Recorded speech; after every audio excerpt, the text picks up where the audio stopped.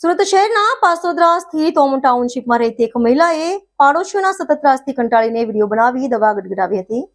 હાલમાં સારવાર દરમિયાન મહિલાની તબિયત સ્થિર હોવાનું જણાવાયું છે. સુરત શહેરના પાસોદરા સ્થિત ઓમ ટાઉનશીપમાં રહેતી એક મહિલાએ પાડોશીઓના સતત ત્રાસથી કંટાળીને વિડીયો બનાવી દવા ગટગટાવી હતી.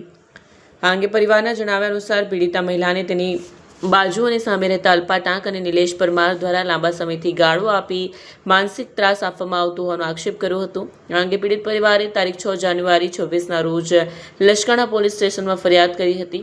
છતાં પોલીસે ગુનો નોંધ્યો ન હતો. તારીખ 24 ફેબ્રુઆરી 26ના રોજ પુનઃ ફરિયાદ કરવા છતાં પણ પોલીસે કાર્યવાહી ન કરતા મહિલાએ આત્મહત્યાનો પ્રયાસ કર્યો. પરિવારનું સ્ટેટમેન્ટ છે કે 2 વખત ફરિયાદ કરવા છતાં લશ્કરના પોલીસે ગંભીરતા ન દાખવી, જેના કારણે આ પગલું ભરવાની ફરજ પડી. હવે પ્રશ્ન એ છે કે જો કોઈ અણબનાવ થયો હોત તો તેની જવાબદારી કોની રહી હોત. કેમેરામેન હકીમ શેખ સાથે વસીમ હાસમીનો રિપોર્ટ, આઝાદ ન્યૂઝ, સુરત.